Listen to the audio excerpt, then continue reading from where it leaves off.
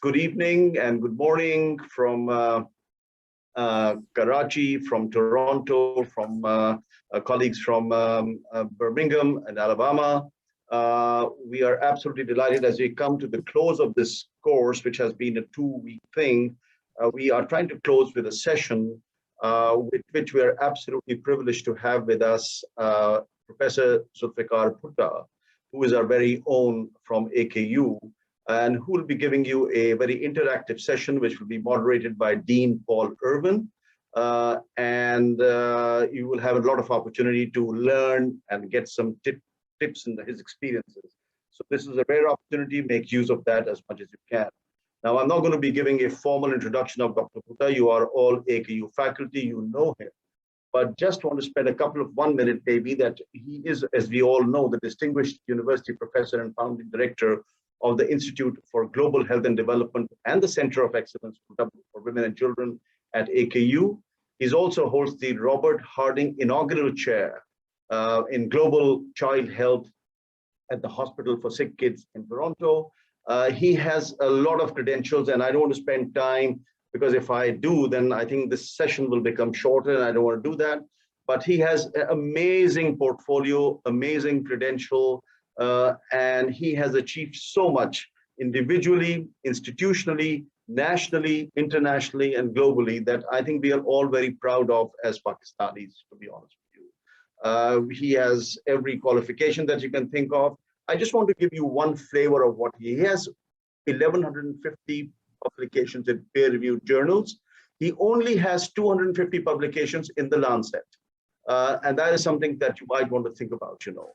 And Zulfiqar, that is really what he has been receiving all sorts of awards, has been part of different academies, institutions, and so on and so forth. And I would like to close the introduction by saying 3 or 4 things. First of all, I don't need to convince you that he is a leading global and by streets ahead, the top national researcher from Pakistan. And I think he makes us all feel very proud. He's an institutional developer. So he really believes in institutional development. He has set up centers, he has set up institutes, he's the founding leader of many departments. He is, Zulfiqar, and I don't want you to, he's an original thinker. And that's something that you will not find from many people. And I think I've had the privilege of spending a lot of time. And really that is something that, is gifted, and he thinks in the manner that really brings in a lot of originality. And to close, he's also a family man. He and I have had, we started our careers together at a hospital where we did our internship 40 years ago. I don't know how many years ago now. And we used to have breakfast at the same table. And to close it all, he is an excellent human being. So I think it all comes together, which is in a very rare package. And we are privileged that Zulfiqar, you've been able to find time to give us a session. I'm going to stop here. I'm going to hand it over to Dean Paul Irwin. Yeah. Thank you very much, Paul Irwin. Thank you, Dr. Siddiqui. It's just wonderful to come to this session with Dr. Bhutta. I had the privilege of meeting you, Dr. Bhutta, now 32 or 33 years ago when we were both at AKU, and at much earlier parts of our career. I know my mentor, who I came to AKU to work with, Jack Bryant, thought so highly of you and talked about you for many, many years after leaving AKU, and talked about the impact of your work, not only on Pakistan, but globally. So this is an honor indeed. So maybe before I launch into the questions, and these questions are questions that were posed by our participants, maybe before I launch into these, Dr. Bhutta, let me give you the opportunity to provide any opening remarks or comments. Thank you very much, Paul, and thank you, Samin, for that overwhelming introduction. You know, when things get hyped up a little bit like this, one worries about the fate of a session, Would it be like the Pakistan-Australia semi-final yesterday? That you anticipate so much and you fall flat. But look, there is a terminology in those people who have military backgrounds and have been brought up in army families of the value of being what we call in our local language a rangroot. A rangroot is a recruit, somebody who grows up the ranks. So it's like a foot soldier who grows and climbs up the ranks, and as by the time he finishes, maybe not as a general, but as an officer, has seen it all. I feel to a large extent, Paul and Samin, that my journey at AKU has been very much that. I started off as a very junior, in fact, one of the junior most faculty appointments at that time as a senior instructor. And with a lot of ambition in the mid-80s, I've finished 36 years at AKU in my 37th year. That's also a privilege in itself.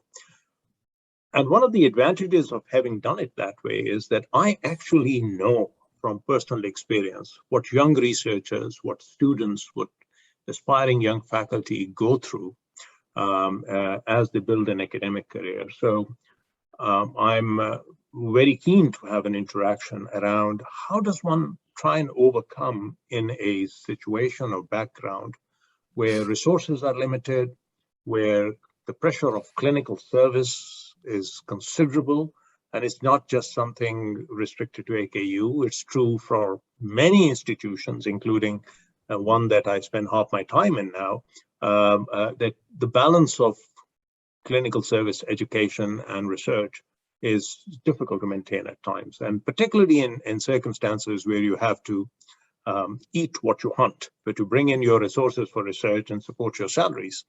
So there are those kind of questions that I'm sure many young researchers or many young academics have. But in all of those are things that should give people hope. Now, I'll give you one opening remark and then be happy to answer questions. So some 22 years ago, I was asked by Professor Atar Rahman at that time, who was the chairman of the Higher Education Commission, the University Grants Commission, and became Higher Education Commission, to chair the panel for health sciences research. And as a young professor at that time, I was very happy to do that. And it was one of the most, let's say, dissatisfying experiences at that time because of, number one, the paucity of applications. Number two, the quality of applications. Number three, the haphazard nature of the review process and the limited amount of funding. As things may be, I was last year asked to do the same in a rather expanded higher education commission to see if I could chair the health and biology panel again. And I agreed in part because of my curiosity to see what had happened in 20 years. And what has happened in 20 years is remarkable, is really remarkable. The quality, the quantum, the depth, and the breadth of proposals that we get from not the mainstream universities, not the Aga Khan universities or universities of health sciences and others, but I'm talking about universities in remote provinces of Pakistan, as far out as Khyber Pakhtunkhwa and Balochistan. The quality of proposals has improved enormously, as has also the quantum of resources. So I think there is a silver lining to all of this, although things may have become more competitive, things may have become more challenging in some ways, but there are good stories in terms of how people have been able to manage in those circumstances. And I'd be happy to share some of that experience. So over back to you. Okay, wonderful. Thank you, Dr. Bhutta. So let's start at the beginning. In the beginning, when you were that early career investigator and you were just appointed to faculty, what were your early grant submission experiences like? What were the challenges that you faced as a new investigator?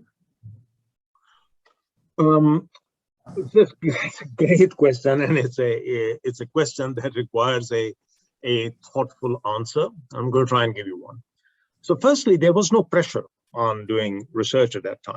As you are aware, Paul, on the clinical side, most of the evaluations and expectations were you would build academic programs, you would build your lecture portfolio, you would train students, and you would do clinical service to bring in patients. That was a priority, understandable.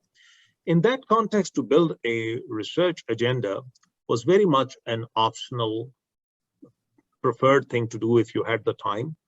But there was no protected time, so you would have to do it on your own time and dime. There was very limited funding. Only funding available was at that time, I think, through the seed money grant process. But nobody stopped anybody. So if anyone wanted to do more, there was no barrier other than the fact that there were few role models and there were few mentors in that space. So as a young assistant professor, in 1987, a year after I had been there and at AKU, one of the big challenges for me was not to do research, but what to do it in. Because I had come from a research experience in that I had done several projects, I'd done trials, and I very much wanted to get into this. And the big challenge was, do you continue to do what you were doing in, for example, the United Kingdom or elsewhere, or do you break into a new area? And I looked around at that time as to what the priorities were. So my background was nutrition. I had done work on infant nutrition, newborn nutrition, looking at optimizing esoteric stuff like amino acid profiles in the blood, so have you. But in looking around me at that time in the pediatric ward, the biggest challenge we had was an almost untreatable infectious disease disorder. And that was multi-drug resistant typhoid.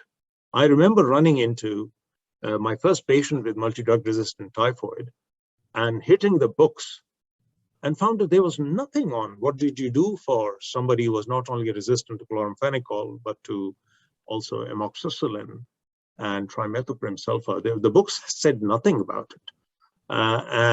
In asking people around as to what you should do, the answer they gave was wrong, that you don't treat that with aminoglycosides. So by default and by necessity, I decided to work in that space largely to educate myself and to fill a big knowledge gap that existed at that time. And that's how I started my research career, by developing a series of small proposals on evaluating traditional therapy versus alternatives, doing a study on how best to improve diagnostics in typhoid, where people were coming in with prior antibiotic therapy. And I wasn't alone. I was able to develop a good camaraderie with adult medicine and people in there who were also interested in this, a good link with microbiology. It took not a lot of convincing that that was an important thing to do. And I think it was fortuitous also, because there was a need at that time. So for young people, young faculty members today, if someone is starting out, the importance of that experience would be start off with a landscape analysis of what the local, regional, maybe linked global gaps and priorities are, and get a sense of how you might be able to contribute to that space, if you will. It's a lot better now than it was. So Paul, at that time, let me tell you what the challenges were at that time. We didn't have a budget for photocopying articles. Fortunately, we had photocopying access in the library. Many places did not. When I was training at the Jinnah Postgraduate Medical Center, there was no photocopying facility. We would sit in the library and in longhand write down key findings from abstracts that you saw at that time, because you're not even allowed to take journals outside. So at that time, the big challenge was just getting a knowledge synthesis or a scoping analysis of the literature.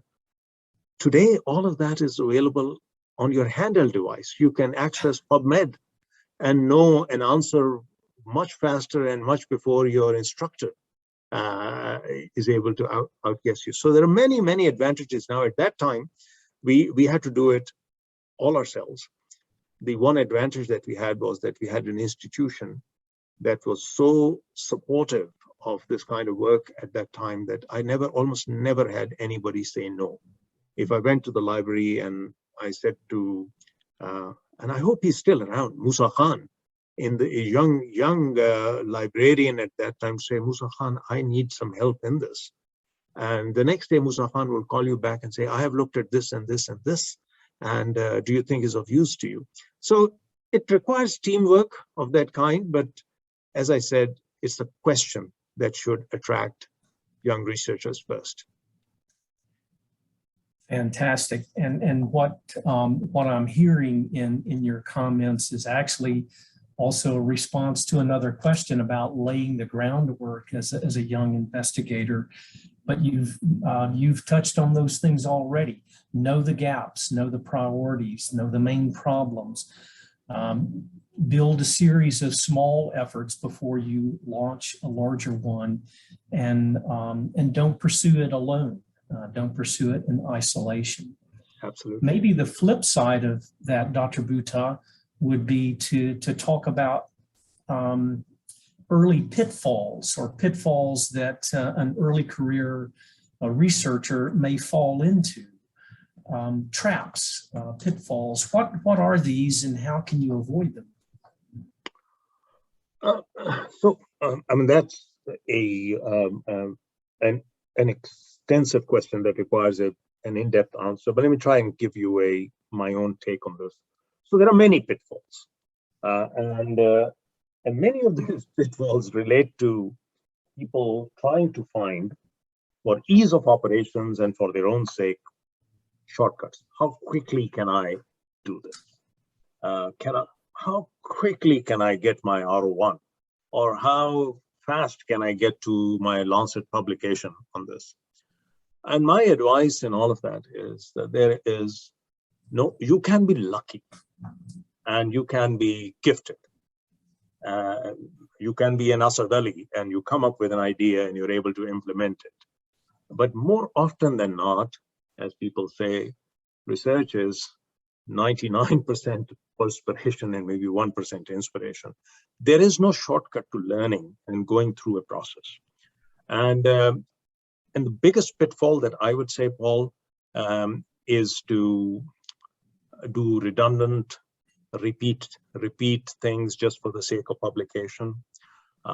Finding easy channels where you could get the required amount of papers out for your promotion and not have the inquisitiveness or the inquiry that is important for learning and contributing in this space. I also found that, and you've already said this, that there is a really unwelcome tendency at times in aspiring and researchers at an early stage of their career of trying to do it all themselves. And I never believed way back in the 80s, and I absolutely don't believe in today, that you could do good quality research on your own. Building teams and building a network is extremely important because no one is the single repository of knowledge. Whether it was typhoid that I just mentioned, you had to go to microbiology colleagues, you had to go to adult infectious disease colleagues, you had to go to epidemiologists to try and understand what it means to set up a surveillance system, and you had to ask others. The second thing I would say is don't let an initial rejection or failure daunt you. Many people are so scared of failure. They are so scared of being turned down or not having a successful experiment that they want a pathway in which you would have short results. I have learned more in my life by doing negative studies than I have through any of. If you look at the history of the cluster randomized trials that I've been involved in over the years, and each one of those takes 5 to 6 years and mega $1 million to organize. I've probably done more negative cluster randomized trials than any other researcher around in pediatrics. And I am absolutely not ashamed of that at all. I think that's a great thing to have gone through this process to learn what doesn't work, because other people can benefit from it and you benefit from it. So I think one of the big pitfalls earlier on is to find safe. So I had this at that time. Will this work? Or will I be able to get a result in the direction that I anticipate? And I think if this big question is around learning and knowledge generation, you should not be too daunted by this. I had the good fortune of working with many researchers over the years, and if I rank them in the order of people that I have the highest regard for, I would have the highest regard for people who were never scared of failure, because they always learned from failure. So I think in a roundabout way, what I'm trying to say is it's the brave and it's the people who have that spirit of inquiry and learning, who are not scared of the pitfalls of trying to have too much regimented, too narrow research. I mean, there are others as well, and but what I would also caution against, especially young people who want to develop a research project, is to be too ambitious to begin with. There is no shortcut to careful research. And at times what I find is people have such grandiose, large plans that they end up by losing the, the main principal focus of having a specific question that you can address through a very in-depth and focused inquiry. So be very clear in what you want to do and why, but have it linked to bigger questions. So don't take shortcuts. Don't work on your own. Don't be afraid of failure. And don't try to do too much all at once. Yeah. And you said it much better than I. No, I just took what you said. Took what you said, Dr. Bhutta. Given these pitfalls then and the challenges that you described for the early stage investigator, how does one learn to write grants well? By practice, by teaming up with senior mentors, other team science approaches, courses on grant writing, such as the one that we've held these past 2 weeks. How do you learn to write grants well? By writing them. There is no shortcut. I mean, the only way to learn how to is like many people ask me, how do I write a scientific paper? And my stock answer to them is by writing them. I mean, you have to learn how to do this by practice and by actually sitting down and going through the entire exercise. So I believe all of the stuff that you've talked about are important. Doing a course, the eye does not see what the mind does not know. I mean, you have to have some initiation, whether it's through textbooks or actually doing workshops, speaking to people. You have to go through the discipline and the exercise of writing down focused questions, writing down a sampling strategy, a protocol. Early this morning, which seems like a long time ago today, we spent an hour on a project with some of the junior researchers in my team and some others, just principally addressing that question. Some of the people were not convinced that we needed to spend time on writing a protocol. And what I was trying to tell people, as were others, is that the discipline of writing a protocol is so important because you can clarify so many questions and find out what is absolutely not considered at the outset of many studies just by the discipline of writing. So to answer your question on grant writing is both an art and a science. And you can not learn it through any of the shortcuts except by doing it. And you probably continue to learn all of that until you have your portfolio of rejections filled, because you learn more from rejections and critiques and reviewers than anything else. I worry a little bit, and this is, and Asad is online, and therefore I will say this, because I'm sure that he, as in his position as Associate Dean for Research, would probably do something about it. I sometimes worry when institutions begin to get easy funding. And what do I mean by easy funding? When large funders or organizations give you $5 million on a 2-page concept note. When you're in a priority area, whether it's in humanitarian emergencies and others, it's very easy for particularly development partners and bilaterals at times to make it possible to get resources for work and research, implementation, and otherwise on the least problematic. They don't want to have a very complicated protocol or a project written for them, not an R1 application. I want a 2-pager, a concept note. I have many foundations who will do this. And increasingly, I get very frustrated by this, because if researchers are brought up on this notion that you can write a 2-page concept note and get $1 million, they will never learn the discipline of writing an NIH grant or a CIHR grant or an MRC proposal, which is a very laborious but very important process. So I think, irrespective of sources of funding and how well funded a person or persons are, it is up to an institution to be responsible for ensuring that the culture of research and grant writing is preserved through insisting that people apply for and get competitive grants. Here in Toronto, when I review CVs or send somebody CVs for an application, they will very explicitly ask that competitive and non-competitive grants be separated out. We don't do that at AKU yet. And I think in moving forward, Paul, it's extremely important that people have the discipline, they learn the discipline of writing competitive grants. It's not that they can't, but it is like practice. If you only write one occasional competitive grant in 5 years, then your skills in that, in terms of grant writing, are not as honed as there are people who do it for a living, who have to do it because that's the only way they can. And your promotions are based on your ability to bring in competitive grants, and how many of those have you had versus non-competitive grants.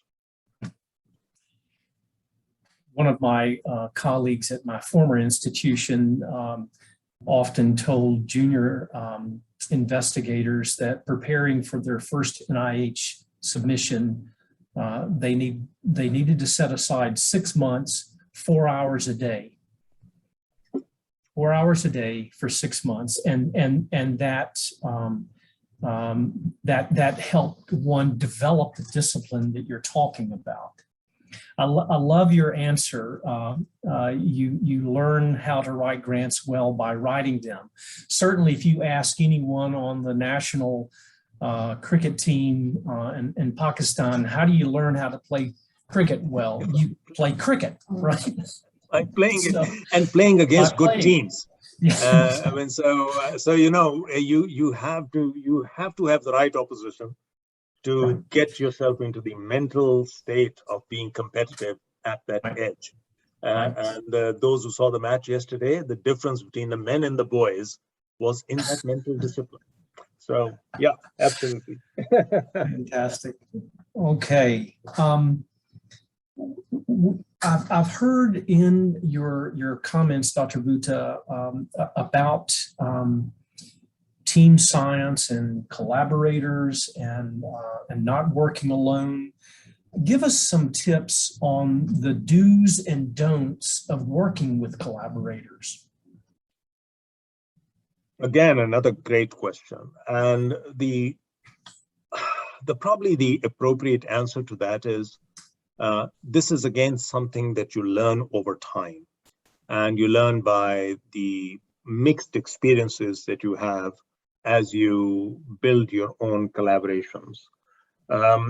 My golden principle on this that has served me well over the years is to trust my instincts and to reach out to people who always are much better than I in terms of their knowledge and depth, and not to be unafraid of saying to people when you reach out to them, I don't know this. This is not part of my skill set. That's why I've come to you, to see if you can help me improve things. It is important that you select your partners well.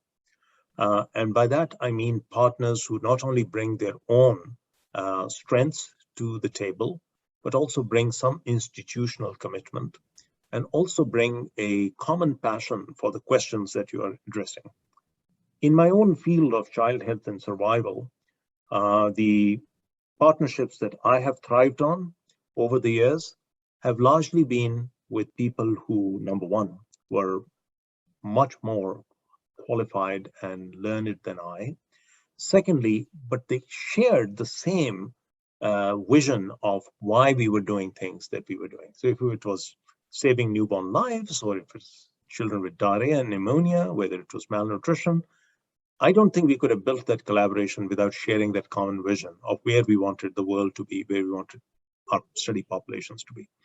So picking collaborators who share a common mission and vision is important. Secondly, as I have reinforced the importance of the institutional commitment here, because more often than not, personal linkages and friendships can only take you so far if the institution is not behind it.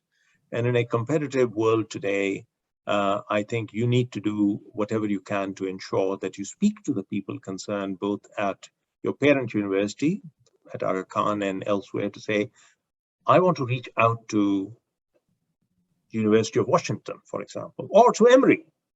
But I want to make sure that I can do that on the basis of previous experiences, grants offices, research offices working together, individuals working together. And wherever you have a history and a track record of institutional collaboration, life becomes easier. It becomes an easier pathway to negotiate it. But the third is area that I would say is that you must have some complementarities of strengths. So when you build collaborations, there has got to be something in there for everybody. So if you want to bring somebody in as a collaborator, they've got to have skill sets and things that you lack in your own backyard. And vice versa for them, that you have to put something on the table that's of interest to them, whether it is access to field sites or to populations, or the ability to work in your own geography. I mean, that's extremely important as well. And then the fourth thing that I would say is, in this day and age, with the emphasis on decolonization and gender equity and other forms of global justice, it's very important to have collaborators who are also thought partners, who look upon you as equals. I have, over the years, found that where there is a little bit of condescension, partly because of academic ranking or standing, it becomes a bit challenging to build long-term collaborations of that kind. Mansoor is online. I can see him. He would probably tell you as much, that in developing these global collaborations, whether they're on oncology, whether they're on public health or data sciences, when you sit across a table, you've got to sit as intellectual equals. So I would say, pick partners who are respectful of who you are, where you are, and will leave their own biases behind. Because people, at the end of the day, build solid collaborations around friendships. You build those friendships and collegiality over the years. One thing I will say that I tell my young team members, if you get an opportunity to spend time with your collaborators, breaking bread, getting to know them, their families, who they are, their interests, at a very early stage of your career, when you're growing up, developing your careers, those relationships are lifelong. They stand the test of time. They stand the test of thick and thin and funding cutoffs and what have you. They are the valuable lifelong collaborations that you want to develop. if there was someone who did an analysis of many Nobel laureates who had worked together, and I remember that analysis in which a very important component was how had people worked through lean times. So it is those collaborations and friendships that stand the test of lean times that become important. And in that, picking out people who are, as I said, thought partners, respectful, and have a common passion and vision is extremely important. And it doesn't come easy. You will make mistakes. For every successful collaboration that you're able to build, there are probably 1.5 unsuccessful ones. And that is learning, that is life. But plan for success in this area, because this is a very important part of team building. Thank you. Thank you so much for that. I think often about my own mentors and those with whom I have stayed connected for decades. Those are lifelong commitments and of such incredible value. Let's move from the thoughts of building towards your first grants, getting your first collaborations, and perhaps getting your first awards, to now doing the science and disseminating your work. Can you talk about the importance in the dissemination of your work, not only in peer-reviewed publications, but in meetings, conferences, or other vehicles, newsletters, flyers? How did you do it earlier in your career, and how has that evolved over time, Dr. Bhutta? So that's something I learned the hard way and pretty late, the importance of communicating research. For many people, for many researchers, I mean, the end point of your work is publishing a paper in the Lancet. But I think that is absolutely not true. So I learned it the hard way over time, that you could do the best possible work, but if somebody in the Ministry of Health or in the Directorate of Health for your own province wasn't aware of it, then really speaking, you had only done a part of the job. So, and this doesn't come easy or naturally to researchers. Many researchers, particularly those who work on benches and do basic science research or a blend of the two, will not take naturally to talking to policymakers, disseminating their work or discussing their work, and that is a handicap that comes back to haunt people and research programs. So that's why over time I've come to the realization that university communications departments and people who are professionals in this are a very important component of any enterprise, because they will often come to you. I used to hate when medical editors came back to me and said, yeah, you've said this, but could you say this simply? Could you write this in English rather than in scientific language? I said, what the heck? I mean, this is what it is. But they would force you, and particularly some of the UK-based journals, to force you to think simply. And I've learned how important that is, because someone is going to read it and he's going to have to interpret it according to his or her own background. So, Paul, this is now, in terms of the knowledge translation, probably the most important part of what Microbe does. So I used to have a very low opinion of things like policy briefs, things like research summaries, things like knowledge synthesis in layperson's language. I have learned the hard way, but learned all the same, that they are probably the most important part of translating your work. If you cannot convince your grandmother that your work is important, I don't care if you can convince the Minister of Health. At the end of the day, you've got to convince the civic society and the politicians that the work that you're doing is important. And that is, although very important for researchers themselves, doesn't come naturally. And that's why you need to have that built into a university system, where you have professional communications people helping you to craft, write, and translate your research into layperson's language. What it also means is, and Samin knows this, is that every now and then, as biomedical sciences and as researchers, you've got to step back deliberately and look at the bigger picture and write as to what that bigger picture means. That means that you may not necessarily write a very scientific article around research, but you will write something around the context of research. So on Monday, we will publish probably the most important paper that my group has published on COVID and its issues. And Samin hasn't seen it yet, but it's on the relationship of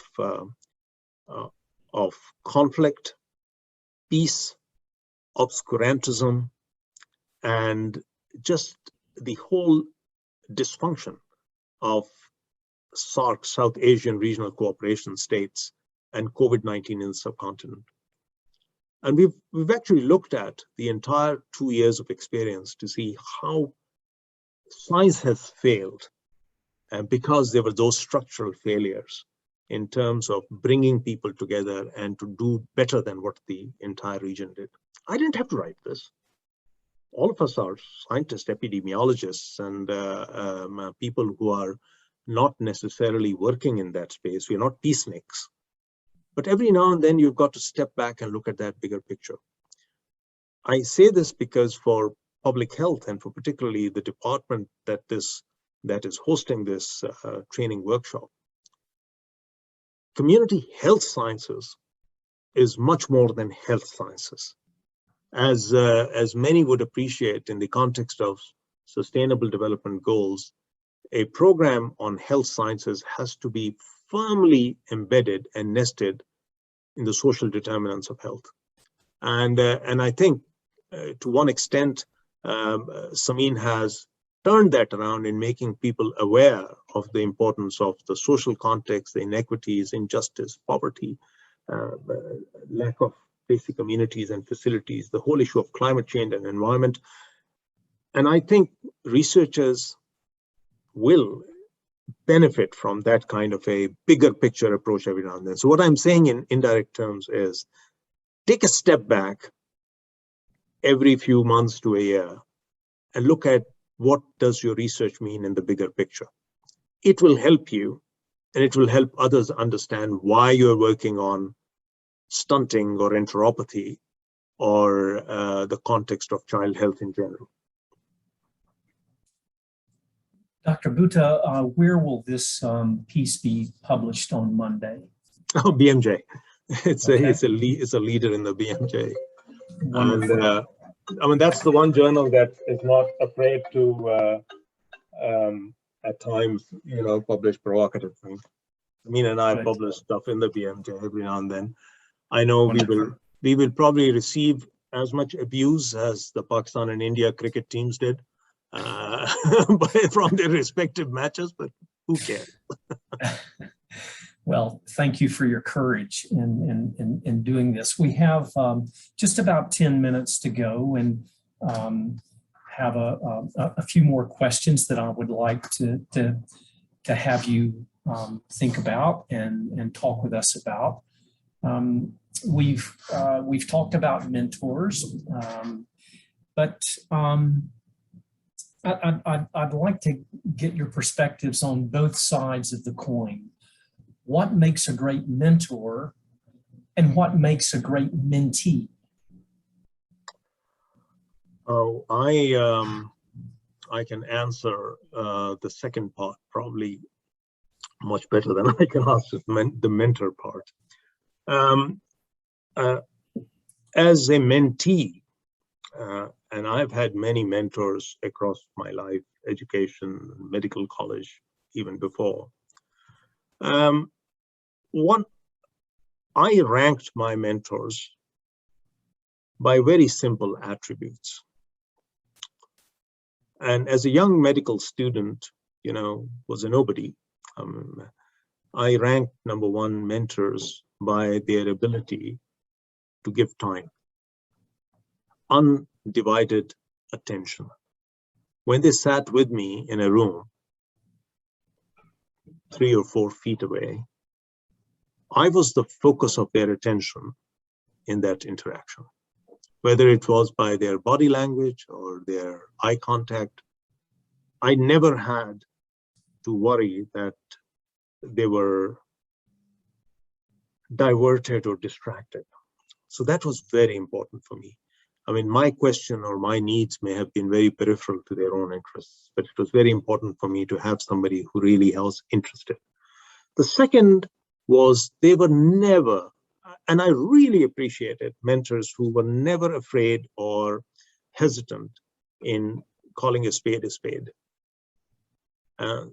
Some of my best mentors have been those who have more often than not called me an idiot or told me to my face how wrong I was.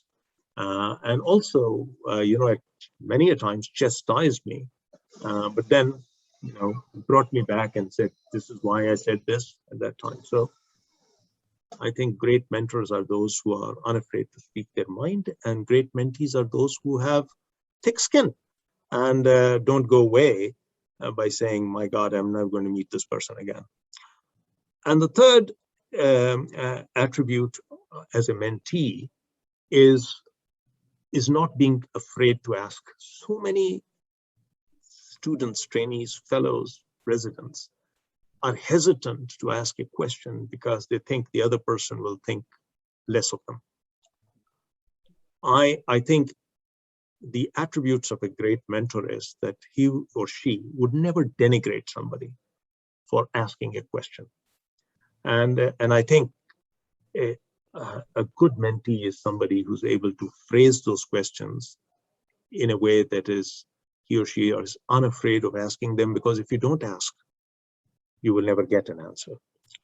And as I said, mentors are more than just academic mentors, Paul, as you know from probably your experience yourself. Mentors are people who become guides for so many ups and downs in your life and careers that frequently you call upon them and depend upon them for advice that goes way beyond science. And it's very important in one's life to have that as a senior person. And it's great when you have a combination of those. Fantastic. We have maybe time for one more question, Dr. Bhutta, and this is a question that I know you have wrestled with yourself, and a question that that many of your colleagues have and continue to as well. And the question from one of our participants is, should AKU graduates stay in Pakistan and fill the need there, or should they seek knowledge wherever it may come from, which means they may not serve Pakistan, and I would say directly, because the world around will have better opportunities for them? So it's a question that's been asked many, many times over the years. It's a question that has been asked of AKU's evaluation many times. I remember a session way back, Paul, in 1987, where in a big meeting in Karachi, somebody said, look at AKU. And that was when we had not even graduated our first class. Say they're producing doctors for export. Nothing could be further from the truth. I think you go wherever you need to go to build your character, knowledge, science, etc. And AKU graduates do, and they do it very well. And many come back, and they come back, if not in numbers, in quality. But I will say one thing, though, because I say that to young people from Pakistan that I meet here in North America or elsewhere, that if you've grown up in the country, and if you've grown up seeing the realities of Pakistan, and you want to work in that space, and it's true for any low and middle income country, even if you may not go back and work physically in the country, stay engaged. And as part of the diaspora, academic diaspora, there is absolutely nothing to stop you from working in Pakistan through collaborators, through your parent institution and through other mechanisms. And I can tell you it's now over a decade, since I changed my center of gravity in the sense that I accepted this joint appointment in Toronto and AKU. Many people would not even know that I left AKU from being full-time present to somebody who operates a large program from afar. So it's an experience for decades. Our grants portfolio and the quality and nature of our work has not only increased and expanded internationally, but even within Pakistan. We are doing more from that position than we were doing while within the country. So there is no excuse, no limitation, no barrier to working in Pakistan just by being physically present there. I know of AKU graduates who may be in North America, but they have projects by the dozen with AKU and outside of AKU in Pakistan. Some are running their own NGOs, and some are running organizations that are making a massive amount of difference to public health in Pakistan. One of my students, Nasir Mahmood, founding trustee of the Child Life Foundation, which is basically building an infrastructure for childhood emergency care across the country. So there is no real limitation of doing this. So for AKU graduates to step out of the geographic boundaries of Pakistan to train, to build their skills is absolutely no problem at all. Many come back to Pakistan to leadership positions, fantastic. Many don't, but most remain engaged, and it is the engagement that matters. Wonderful, wonderful closing words there. And let me ask you, Dr. Bhutta, to if you have any closing comments as we complete this session, please. Well, firstly, thank you very much, Paul and Samin, for the opportunity to ramble on a very broad swathe of things. But I think it's great that the institution continues to build capacity around research and around training and capacity enhancement for young people. It's one thing that has distinguished us from others over the years. Some of the fundamentals in terms of why we do this have not changed in Pakistan.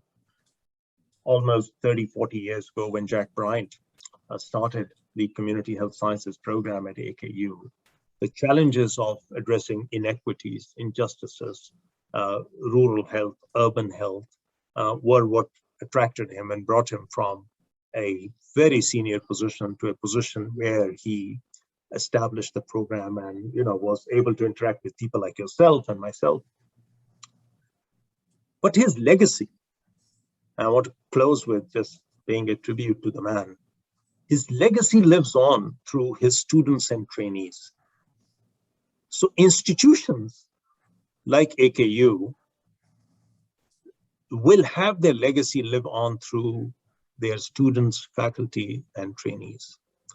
And it's very important, therefore, to have that vision and trajectory as to how you may be able to influence things over time through the transfer of knowledge, passing the baton to a young generation who is more often than not better than you.